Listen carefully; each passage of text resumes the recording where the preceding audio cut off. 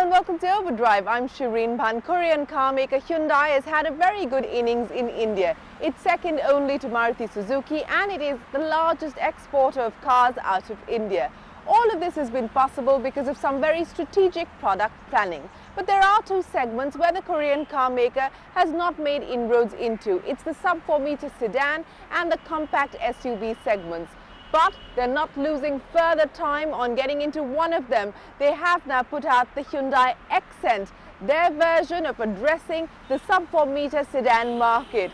Here's the OVERDRIVE verdict on whether the Xcent has enough to take on its competitors.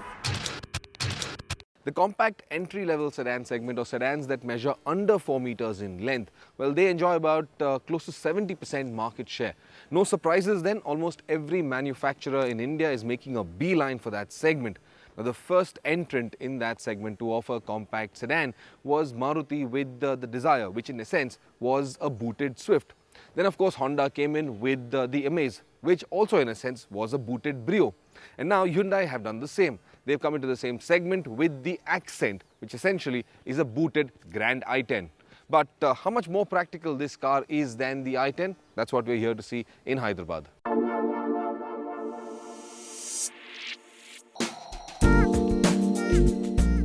Hyundai's Accent existed in India for 14 years and it had its share of loyalists. And now Hyundai saw an opportunity to capitalize on that brand and decided to revive the moniker, but with a twist. Ergo, the Xcent is born. As is obvious, this new Xcent has absolutely nothing in common with the Accent. In fact, it's a completely new car based on the Grand i10 hatchback. In fact, like the formula being applied by others in the segment, the Xcent does not look any different from the Grand i10 except for the chrome outline on the grille and the alloy wheel design.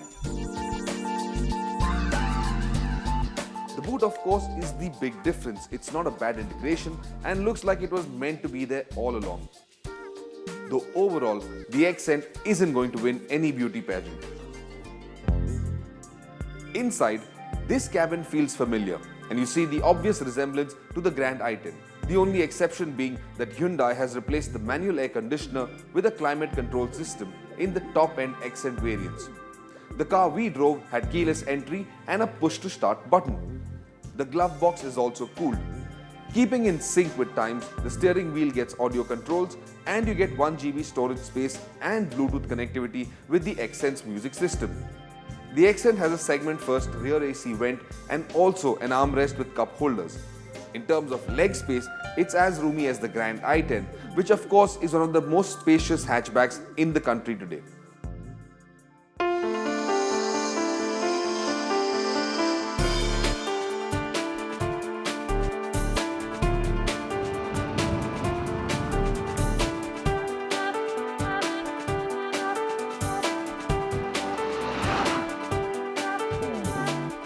So what's the one USP that the Accent has to offer to the Indian consumer?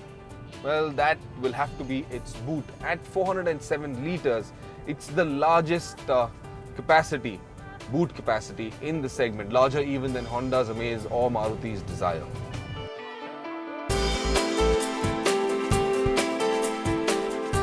Does having a boot slapped onto the Grand i10 change its dynamics? Well, actually not. The Accent, which is essentially the Grand i10 with the boot slapped onto it, is no different in its dynamic character. It's just as stable, as secure, as planted and as safe as the Grand i10 can be. That's not to say that I'm going to go hunting for corners and treat this like a sports car. But for a family or for someone who's going to be using it in urban conditions, this is a compact yet practical, friendly and highly usable sedan. Hyundai's engine choices have always been excellent. We've spoken well of the Kappa 2 petrol in the past and the U2 diesel even won our OVERDRIVE award for the best engine of the year. Both of these make it on the Xcent. The Accent has the same engines as those offered on the Grand i10. So you get the 3-cylinder diesel and the 4-cylinder petrol. Now the diesel, the U2 CRDI, that's the one I'm driving.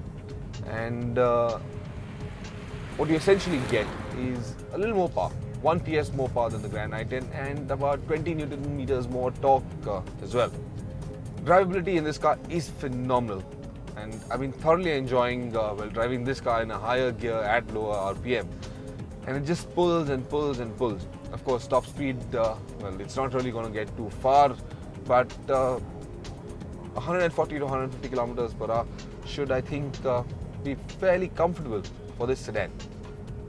On the flip side though, this engine is a tuned engine, and Hyundai's engineers have worked on refining it and getting it more power without making too many mechanical changes inside this engine. But in essence, what has happened is that at low RPM, there is a slight knocking sound to be heard. Now, I was a bit wary about this being bad fuel, but that essentially isn't the case. There is a slight amount of engine knocking, which reminds me of the old Maruti petrol engines rather. Hyundai claims a fuel efficiency of 24.4 kmpl with the diesel Xcent, which is slightly lesser than what the Amaze claims, but it's still good. The petrol Xcent also gets the option of a 4-speed automatic, apart from the standard 5-speed manual transmission, which again will appeal to those driving in urban conditions. A light steering makes it easy to maneuver the Xcent in the city. The Xcent is also set up on the softer side like the Grand i10, and the result is a pliant low-speed ride quality. Hyundai provides ABS as an option, while dual airbags come as standard. So there you have it, the Xcent. It's a practical, friendly, comfortable, everyday solution to all your motoring requirements in the form of a compact sedan. But can I advise you to buy this over a Maruti Dzire or a Honda Amaze? Well, actually not, because as I'm increasingly beginning to understand, this segment is creating a lot of loyalists. So you're either loyal to the Maruti brand, in which case you buy the Dzire, or you're loyal to Honda, in which case you will buy the Amaze. And now, if you are loyal to Hyundai and you prefer what Hyundai offers, you're going to buy the Xcent.